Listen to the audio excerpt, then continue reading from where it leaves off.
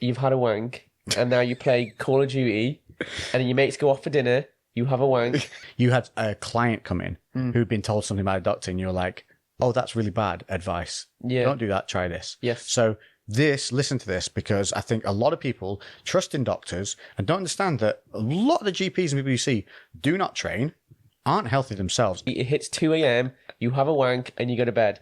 And that is you for 6 weeks. CREWCast. CREWCast. CREWCast. Give it up for the CREWCast!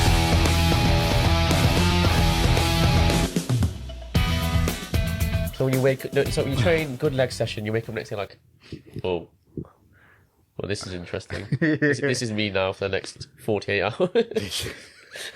I like that feeling though, it's like you've earned the tiredness. I've just been waking up after like 7 or 8 hours sleep and being like, you know when you blink and then you wake up?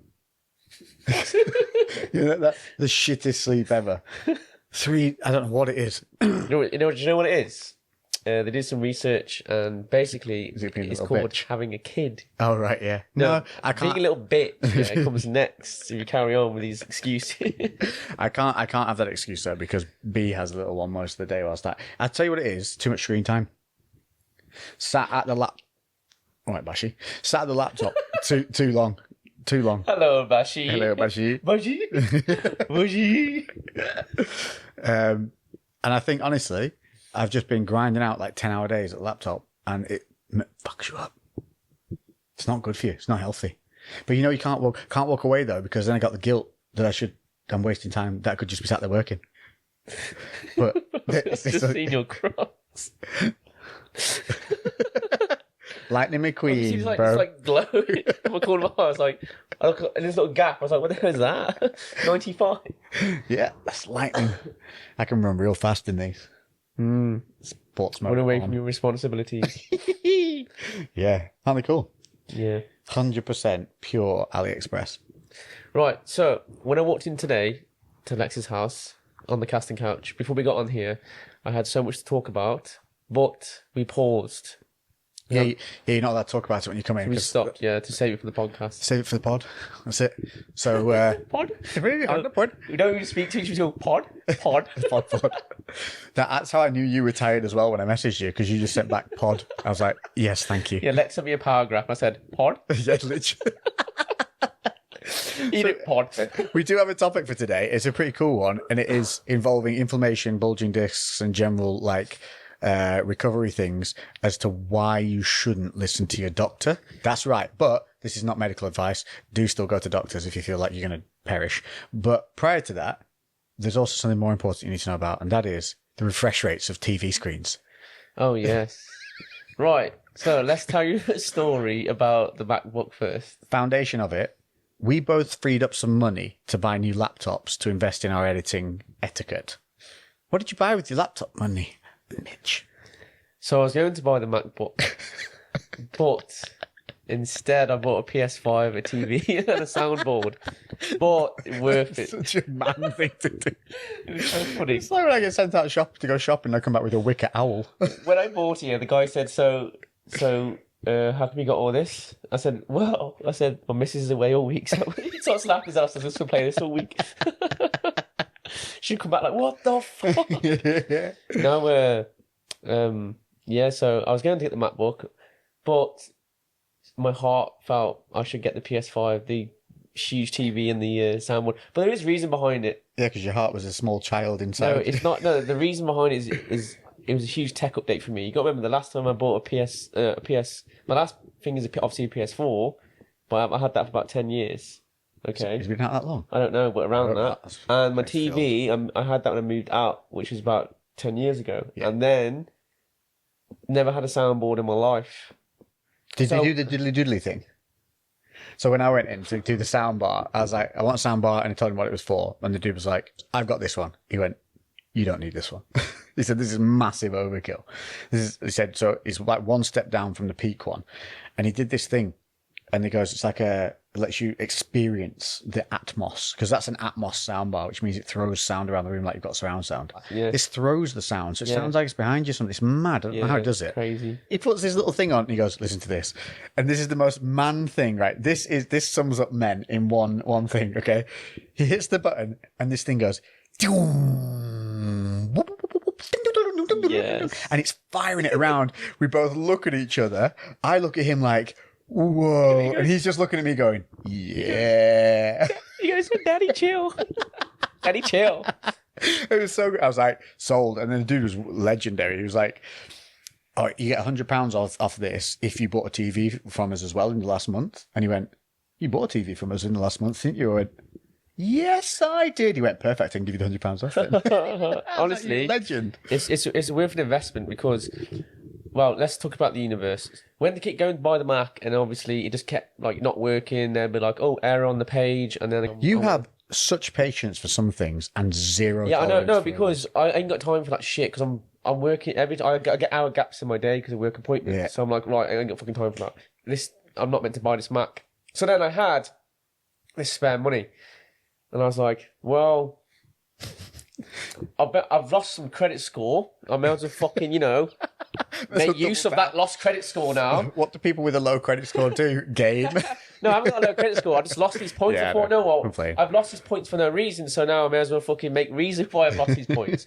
So I said, right, my PS4 was about 10 years old, playing Call of Duty, getting absolutely battered, on Call of Duty because I didn't realise until I got a PS5 why I was getting battered. But, so I bought the PS5, that came, okay, but on the same day I thought, I'm uptown, may as well go to Digiland. Digiland I got recommended the day before.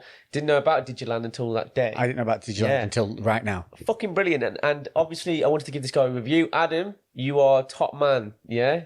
You sold me that TV with the best ability and I love it. But basically, then he explained to me about refresh rates and said, okay, you got 50 to 60 hertz, which is just standard. Then obviously you go to 114, 144. Is that like nerd level? Yeah, no, honestly, this is this is good to know. This is actually good content. So, ideally in this day and age, a 55-inch is solid for your living room. Then you want to get a ULED TV because... You're saying ULED, that's OLED.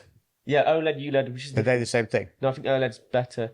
One of them, OLED, ULED, I'll get a mixed Either up. way, they're low energy, but good blacks. Yeah, the blacks. You want the blacks. We need the blacks. So basically, I saw this one in the corner, and it was Hisense.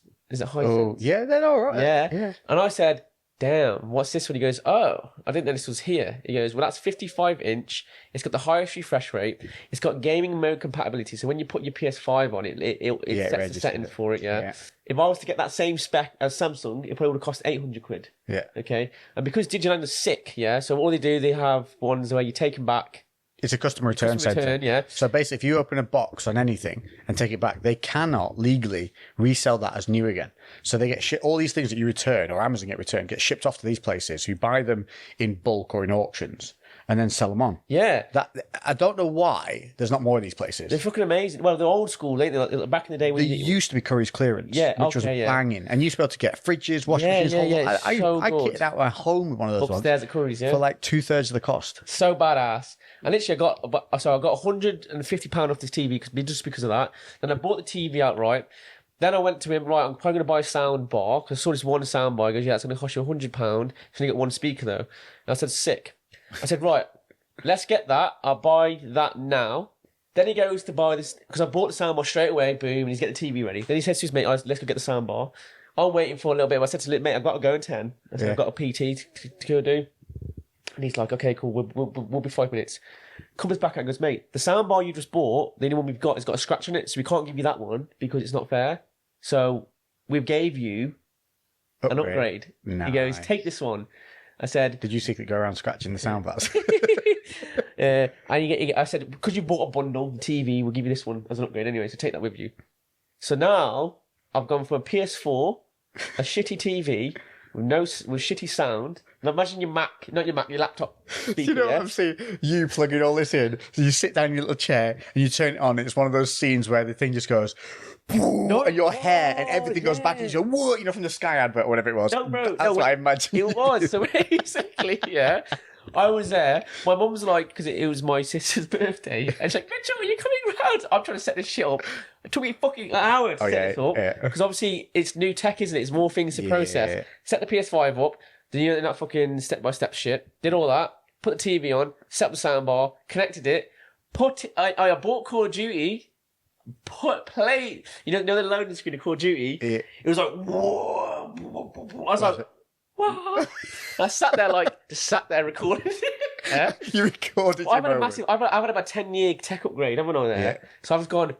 It's like you just stepped out of a cave and seen a car for the first time. I still sit on the chair that's folded away, and it's like it's a metal chair. So you need to go upgrade your chair now. Honestly, I was there like, wow. And then I started playing Call of Duty. The colours, the speed, like I'm playing better. I'm fucking top of the leaderboards now. The reason I'm so shit because the refresh rate was so shit, and the TV quality was crap, and it's PS4, so everything's slower. So when you're playing fast-paced game, and you got this up-to-date fucking system, you're just like, wow, this is why I'm not actually shit. So here's one for you guys. All you Call of Duty players 10 years ago, played Call of Duty 4, used to play game battles, used to play clan matches and smashes, and used to be top of leaderboards, and you play again now and you think you're shit. It's not that. It's because you're behind on tech. Upgrade your tech, and you will play better than all of them. It's nuts. That short 20-minute story of it's not. They're gonna love this because they're gonna be like, I'm not shit at COD. I am shit. I can't stand COD. There's too many nerds who play it. They all run and jump, spinning off building tops and stuff, and land and don't die. I don't like the unrealism of it. I've never been able to get into it. Never. I love the story mode. Cannot abide the fucking online thing. But you never played it when you were like a kid. That's why. You're in year 7 at school. You get up on 6 weeks holiday. You've had a wank, and now you play Call of Duty, and then your mates go off for dinner, you have a wank, you go back on and play Call of Duty, it hits 2 a.m, you have a wank, and you go to bed. And that is you for 6 weeks, okay? You didn't experience that, and that's what made men today. Okay, yeah, no, I didn't do that. You didn't do it, did you? That's why you're not good. Yeah. The commitment, I didn't wank enough in between. You know Wolf Warshoe says, you got to feed the geese, man. So next time you're struggling, guys, in the gym or at work, nip off. Have a wank. Stress relief. Obviously, don't do it anymore. But Right. back then, down. From that to why should we ignore doctor's advice on a bulging disc? Coming from the two blokes that brought you wanker break. It makes sense, though, because you're stressed as hell on card and you're like, right, time to fucking regenerate. Come back, a whole new mindset. I need to explain about Matt as well, because this is fucking hilarious. About what? About Matt. Right. I hope Matt's watching this. What about Matt? So me and Matt start doing TikTok live, yeah? I didn't know about this. Yeah, so I Matt... did not know about this. Matt, who you will see in the vlogs when we get them over to Mitch's place, because there's going to be the thing I talked about months ago about doing, which is going to be called intoxicating masculinity. Matt is... he competes in strongman events and is just randomly super strong. Like, there's just... everything about Matt shouldn't scream, I can lift Atlas stones and cars and throw kegs over bars, but he just does and can and is insane with it. Like, he is autistically committed to strongman, but he's natty too, which is a big thing. So put things in perspective. So I'm 81 kilos. My max deadlift is 235 kilos. Matthew is about 85 kilos. His max deadlift is 285 kilos. Yeah, of raw, unadulterated, fuck you, I'm not going to fail this. Crazy, isn't it? Yeah, it's mad. And when you watch him, it's even in real time. It's just insane. We were watching it in real time. He's in slow tone. Like, it takes to get up. But I watched him grind out a 20+ second deadlift. That time when he was coming in towards competition, was working up to maxes, and there was like 3 points of failure that he just refused to quit. It was like RPE 10, RPE 11, RPE 12, RPE 14, RPE error, just error. He just goes, yeah, and walks off. He walks off after most people's spines would have just gone bing bing bing bing bing bing bing.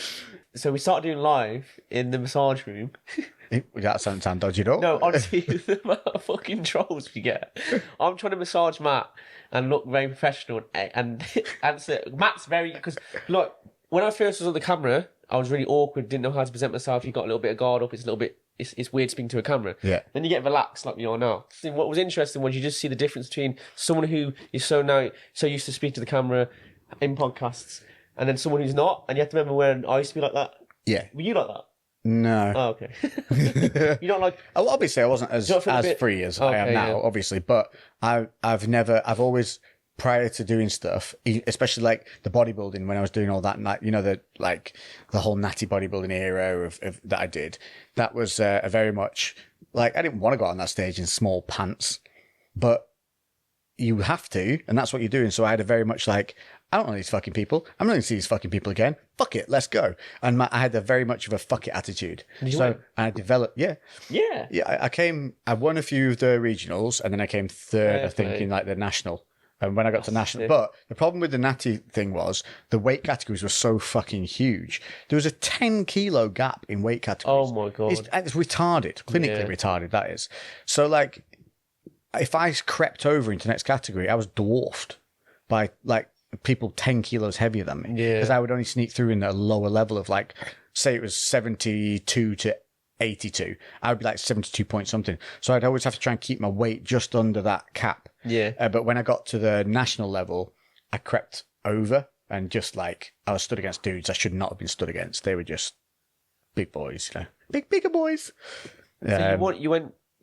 So when I was in the regionals, I was managed to stay in my category. Then when I went through to the national, because you qualify through in the regionals, won those. And by the time I got to the nationals, the weight categories were so broad that I ended up being I was like 72 kilos, and the next lightest guy in my category was 78.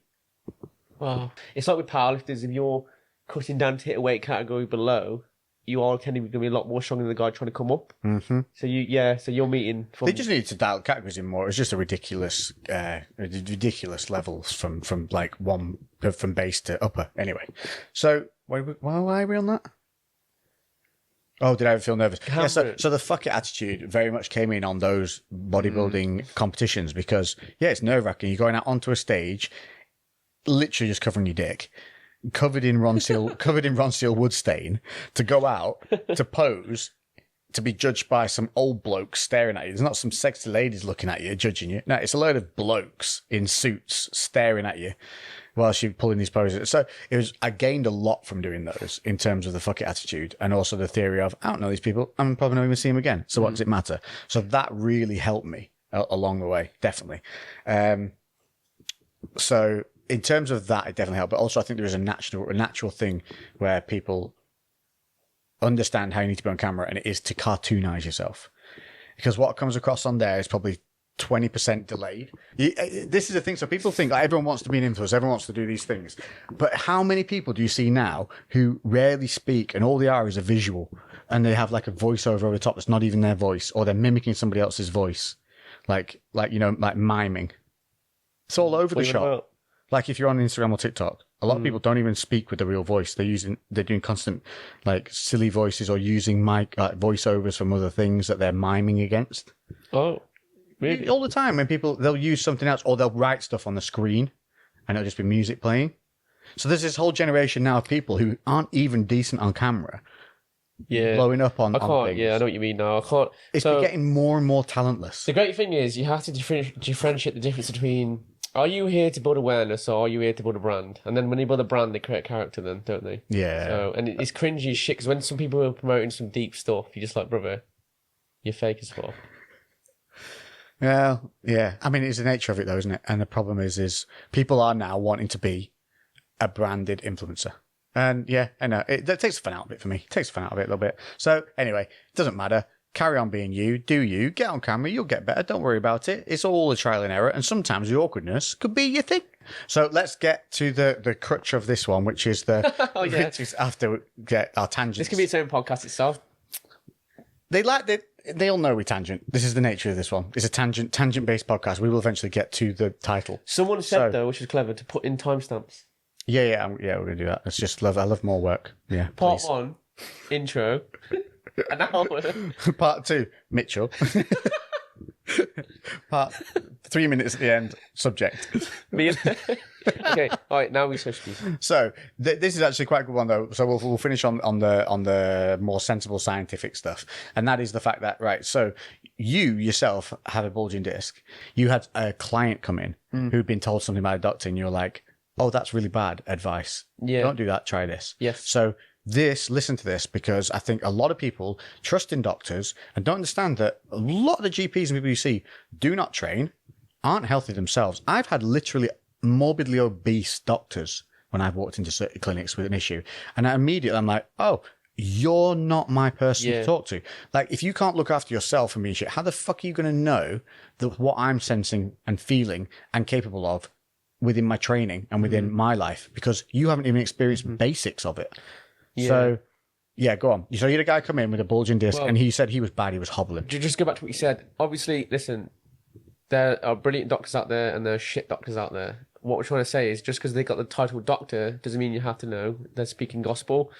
Do your due diligence, like, you take on their advice and then do your own research as well, so you get your own take on it. Because people just said, well, the doctor told me to jump off the cliff, so I did. Yeah. And now I've got a broken leg. But because he's a doctor, I listened to him. And I do believe a lot of GPs especially get bored. And if it's not their specialty, they do just palm you off on a basic handout of, here's an anti-inflammatory, here's an antidepressant, here's a fucking painkiller, and just get you out the door. And if there's any problems, they're like, the theory is, well, they'll come back. Well, it's the same for sport masseuses. There's shit out there and there's good out there. Yeah. Someone just say, people have sciatica, and they go, oh, yeah, just, stretch your toes. And you're like, what? Yeah. And then they go, well, my sports masseuse said this. Then your wife's there saying, that's fucking ridiculous. And then you'll go, no, the sports masseuse said this. You're going off ego, you're going off their title. Going back to what happened. Just before you do that, I will say that there are amazing ones. I was lucky when I got my surgery done. I ended up getting an amazing guy who went out of his way to get me into surgery quickly. So there are amazing people there. You just have to do the work to push through to get them. Because what I've learned through the medical system, in the UK anyway, is don't take what they say as your choice. You have a choice to push further. So you can say, no, I'm not happy with that. I'd like to be put forward for something different. And if you push for it, they will actually do it. It's just that they're not allowed to give it off their own backs. But if you push, they can't deny you. So always just push. Yeah, go on. So a hobble-gobbling came in. Fucking hell. Right. So basically, this is what happened. Guy walks in with me. He walks in limping. We're walking like an old man. He's a bit younger than me. Actually limping or like He's curved walking over? like, his ass is fucking up underneath his flipping toes. He's walking like an old man and he's a shit. How old is he? Like 25. Oh, bloody hell. All right. No, he's similar age to me. Like 20, mid-20s. 28, 29. So what happened was he walked in. I thought, okay, cool. He's in a bad way. So then I got him in the bed and said, right, mate, listen. Right, mate, listen. Get your glutes out. Right, everyone doesn't know I'm a sports masseuse. Okay, so I did some assessments, checked some movements. So he was okay, but he's really struggling to move. Then I got him on the massage bed and said, listen, poked around, sees any nerve pain there, any shooting pain there. Is that okay? It was all fine. Okay. So then I thought, right, he's probably, he might have piriformis syndrome. That will mimic sciatica, because what happens is it's the muscle that's super tight and compressing the sciatic nerve, which causes this irritation down your leg. And it's really uncomfortable. So for those that don't know, the sciatic nerve it's basically around you, kind of above around your tailbone area. There's a huge bundle of nerves there, and it's within between your hips. I don't know the best way to describe it. Like just above your butt crack, in between your hips, in around that area. There's a huge amount of big nerve bundle. So you can have muscle tightness there. You can catch it. They can cause nerves firing off. Obviously, you can have actual nerve damage there. There can be issues coming up from all the way up through your hamstrings that can cause problems with it, because it's better than epicenter of a nerve junction, isn't it? It's huge. You're watching now. It's about that thick. The sciatic nerve is massive. Like I said, it's a bundle of nerves that come together. Hence why, hence why. You can feel sensations in your ankle, in your tibia, or in your toes, because it's coming from the sciatic nerve, because it's a bundle of nerves. That's the epicenter. It spreads up and down the body. Yeah. So, something's in my throat.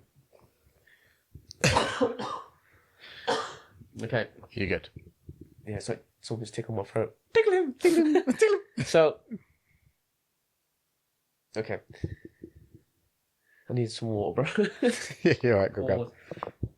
Yeah, one of the big things that I would say is massively about taking, when you go into your doctors, if you do have any issues, one of the best things you can do is go in with pre-researched information on the options available to you for what you're feeling. Like, go in prepared. I've done this for myself. I've done it for my daughter.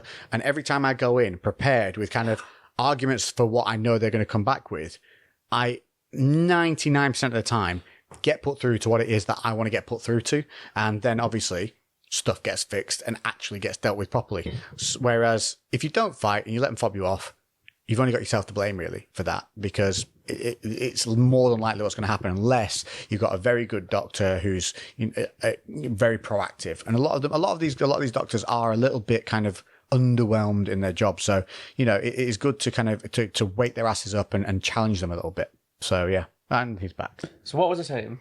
He was saying that so he come in, he was hobbling over, he was 25. He came in, because we went on about the sciatic nerve. And then sciatic nerve, so it might be piriformis Let's just issue. story now then. So it could be piriformis syndrome, it could be X, Y, and Z. I'm seeing what's going on.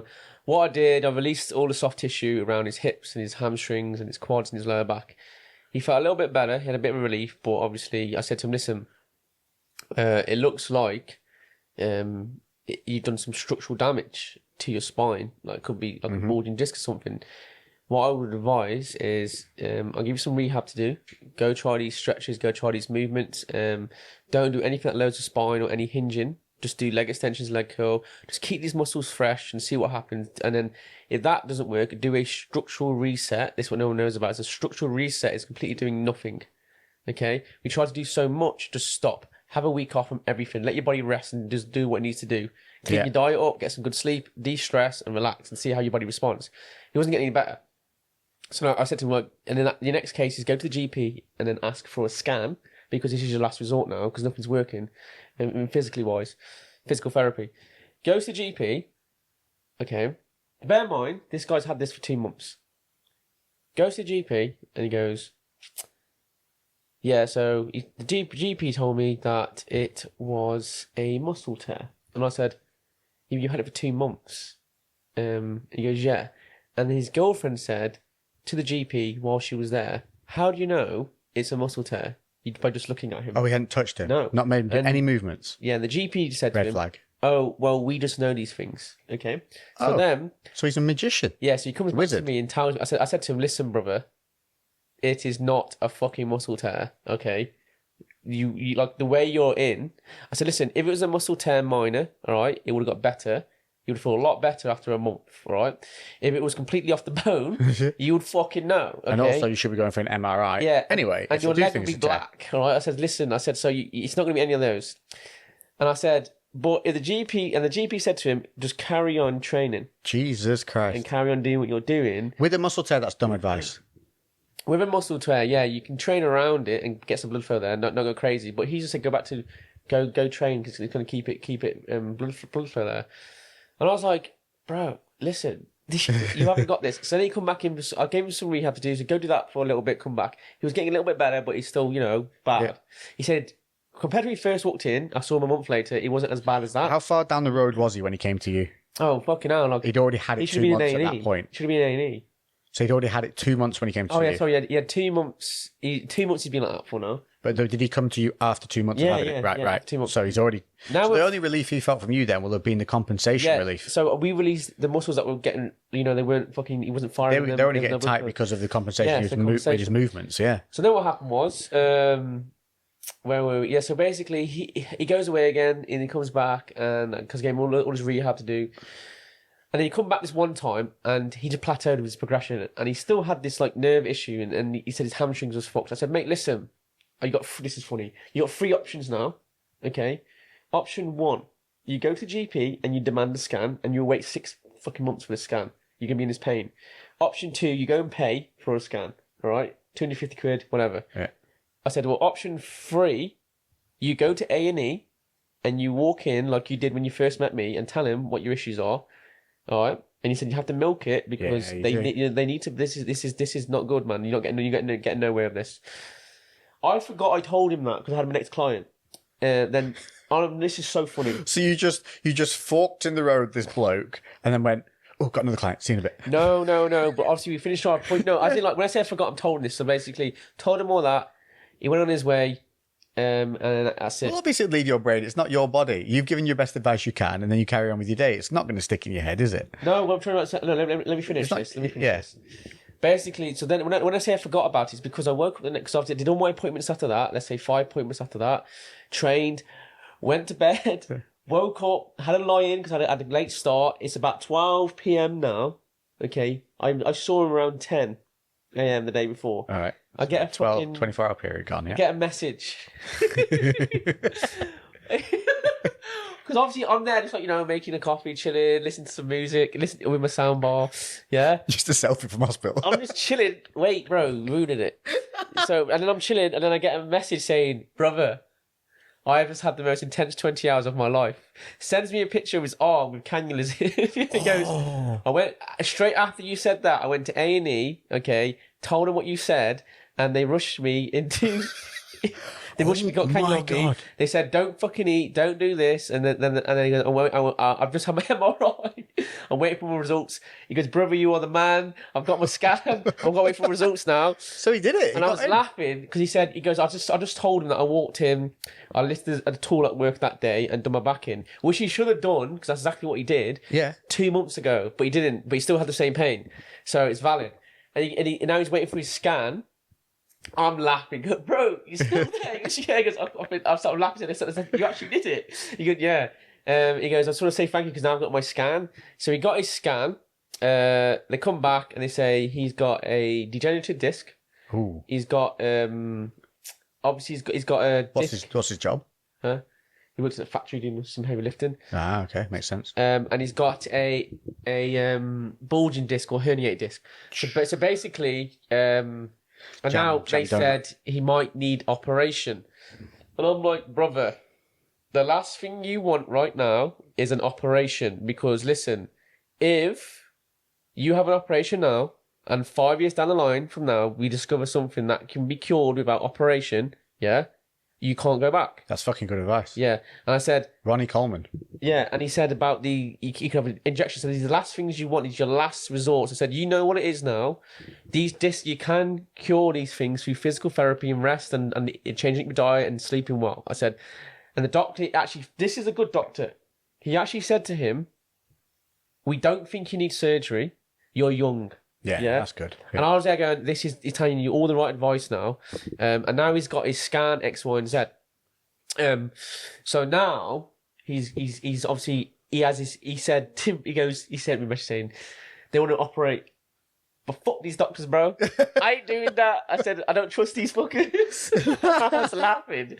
But he's now going down the holistic route of, let the body heal it. Okay? Yeah. But obviously he has work to do. But what he could have done is had the operation, okay? But the doctor, which I'm happy said to him... Which a lot of people would have jumped, because operation is a big deal. So if a doctor to you says you need an operation, most people think, holy shit, this is really serious, I need that operation. But going back to the what you said before, don't have it if you don't need it, because, you don't know how much progression we're going to get in 5 years.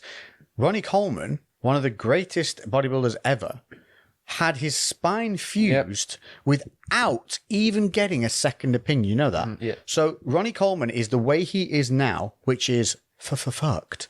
Like, the guy's he's basically in a wheelchair all the time. The times you see him on a bench or doing things, he's been picked up and put there. The dude can't walk, can't stand. He's in agony all the time. All because one doctor decided to fuse some of his spine that probably now they would not have done. They would have probably put in an artificial disc. He would probably still have way more mobility, way less issues, probably less pain.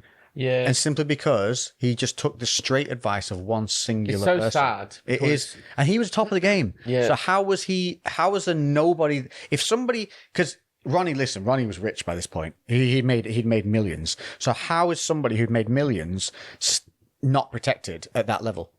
It's bizarre, isn't it? It's sad because, like, if you listen to this now, and you're actually going through this stuff, process of elimination. Please exhaust all possibilities before you go under the knife, okay?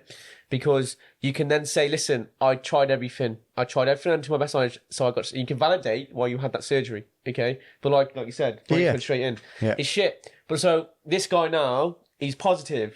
He goes, listen, I'm positive. I want to book in with you with the rehab, get going from there.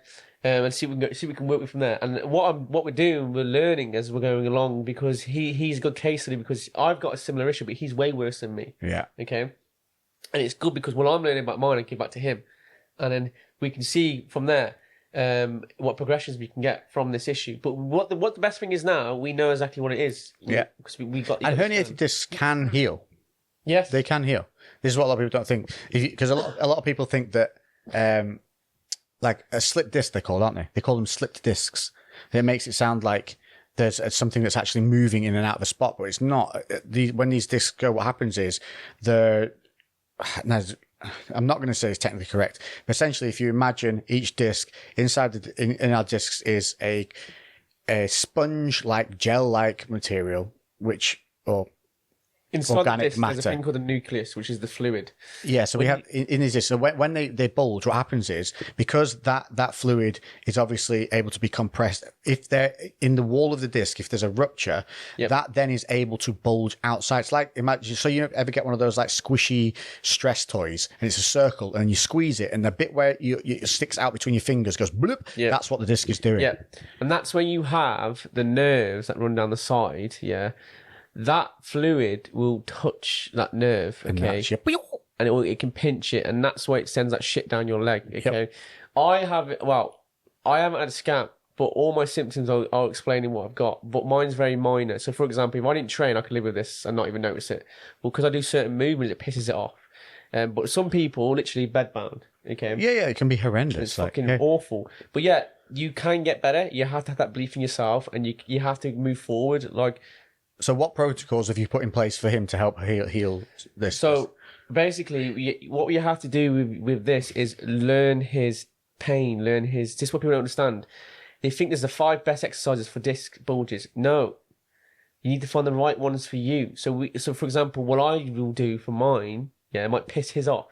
We have to find what's the best for him and where it is and what issue and what vertebrae is bulging, or was it the S1, S2, or was it near like the L5? So then after that, do you have them avoid certain movements and focus on other ones? And so you're still building that rear chain mechanism and mechanics, but avoiding the stress on that singular disc. This would be the advice, okay?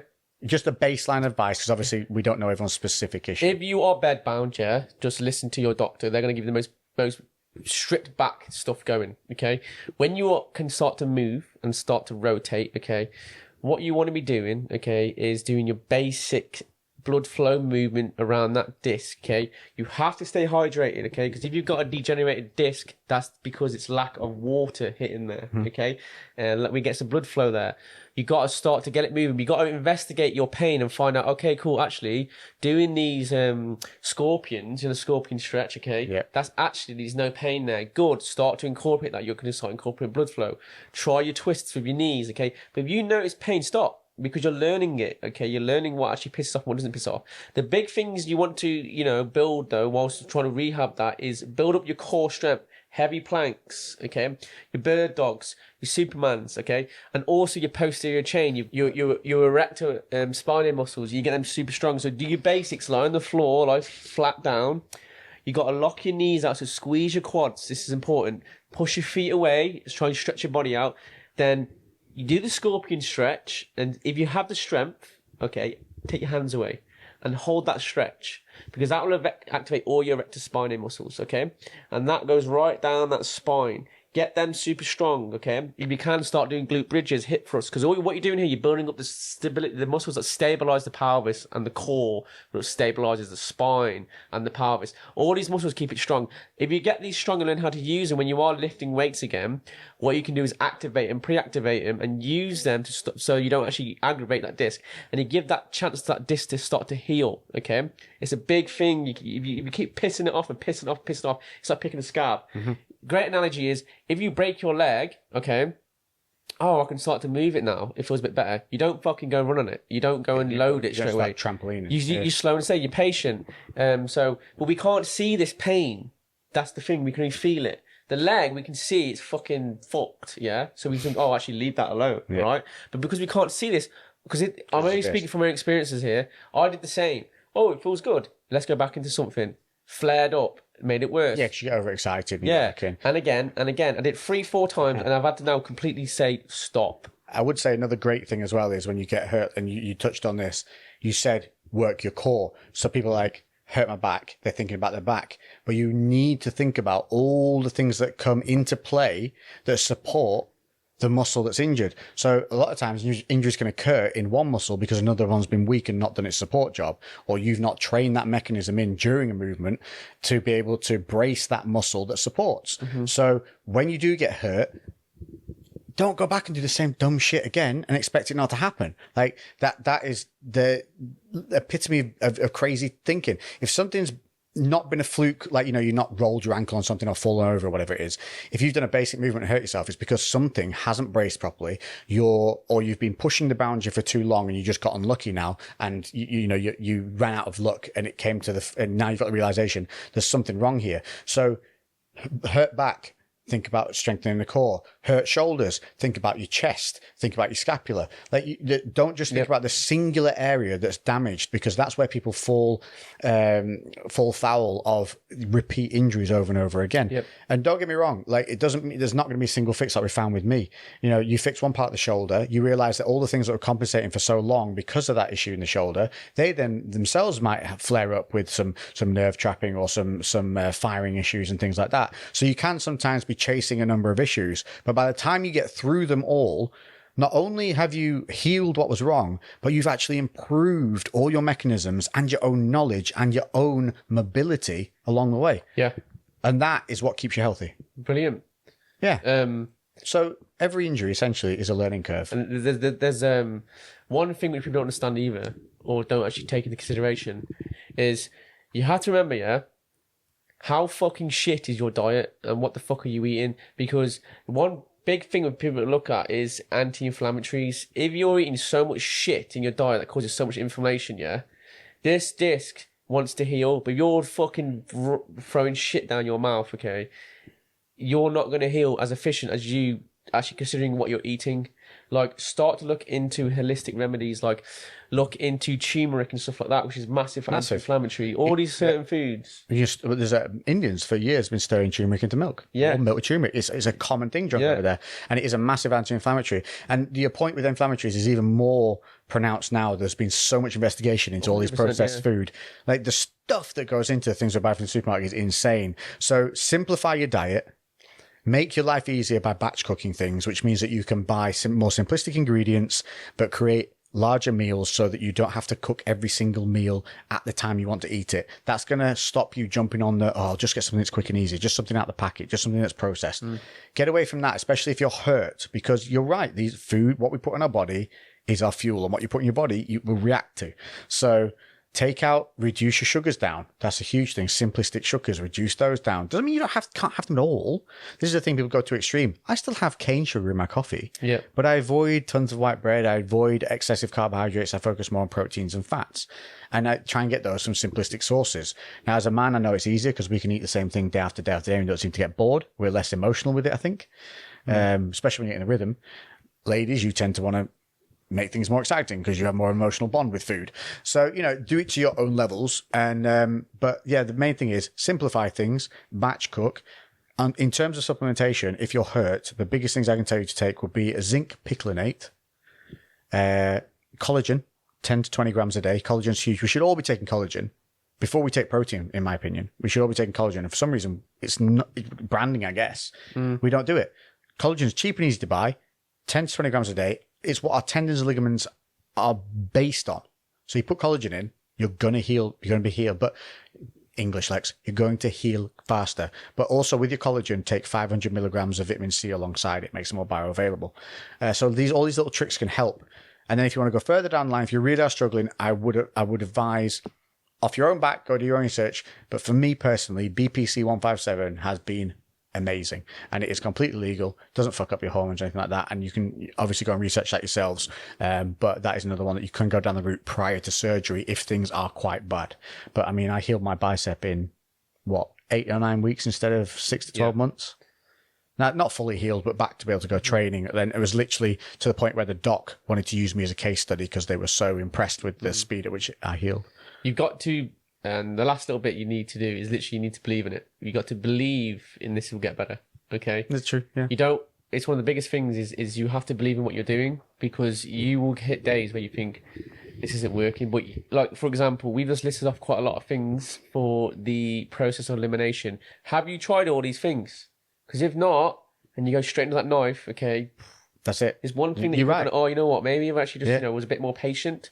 Patience is your big one as well, because this isn't going to be a 2-week thing. It's going to be a 1-month thing. You're talking about a year, okay? But a year, you will get better each time over that year, but you got to remember, you're still healing. This is all lessons to me as well, because I do the similar and go, fuck, shit, pissed off again. Mitchell, remember, you're still healing. Okay. Yeah, and you remember, you're never going back. You're not going back to your old ways. You're not going back to how you used to be. You're moving forward, meaning when you go back to training and it has healed, you now have this core activation. Your back is stronger. You lift differently now. You're more wise. You have wisdom. And then what you do, you can educate the people who are fucking idiots in the gym at 18 who will just throw weights on like no tomorrow. Oh, no, I'll be fine. Everyone's fine until they get fucking hurt. Yeah, because at 18 you're still made of elastic. But no, that's it. And to remember that the thing is, if you do this properly, by the end of that timeline, 6 months, 12 months, whatever it is, you're not just going to be back at your baseline. You're going to be better. So yet you'll have healed, but you'll also have improved along the way. So it's not like you're just getting back to a zero. You will have gained so much knowledge and so much improvement along the way that by the time you are healed, your progression from that point will be, it will be infinite in comparison to if you kept going the same way you were before and just luckily didn't get hurt. Mm-hmm. I think that's good. Yeah. But we're obviously going to make a video on this in a bit more detail with the worst pain. Yeah. Which I have no idea how he's going to do, but I'm assuming it involves you making me go, Well, I'll show you how we'll treat it. And you'll pretend you have a disc issue, but I'll explain to a client how it would work and then what exercise you can do. and then we'll see what pain I feel from not having a disc issue and see how bad it is in comparison. To see what you feel just generally. Never mind having the disc. Yeah, well, it's more just about an educational one as well, because this is important. Because even healing the disc, you're still going to release everything that's going to improve the lift. So we could do a squat prior, then retest it afterwards and watch the whole movement and see how everything frees up. Yeah. And then then what we could do is see what would happen if he kept going the way he was. There'd be pressure here, but now we've changed this from this release motion. You can see how the back has adjusted in the core, and that's exactly what we're looking for in that healing you process. can show literally, you know, what's it called? Being proactive to stop it happening. Yes. Okay. How to avoid a burst donut disc. Yes, if you look at a donut and you squeeze it, that's exactly what a disc bulge would look like. Okay? Lovely. Well done, mate. God That's a good chat. bless. So as always, thank you for joining us, and all Mitchell's links in description. If you need to book in with him, he has a tippity-tappity website that you can do so, and you can go and get healed before going under the knife. And his Instagram and everything will be there as well. And thank you all for joining us. We shall catch you in the next one. And also, if you're asking questions on things like that, we are paying attention to them. We're just recording these we're retroactive, is that the right word? Retrospective. We're pre-recording all of these, so by the time they come out, we're already 2 ahead of you. So stick in there. We will get round to answering your questions, but it'll likely be 2 episodes after you've asked them. Cool. Right. We'll catch you next one. A boom, baby.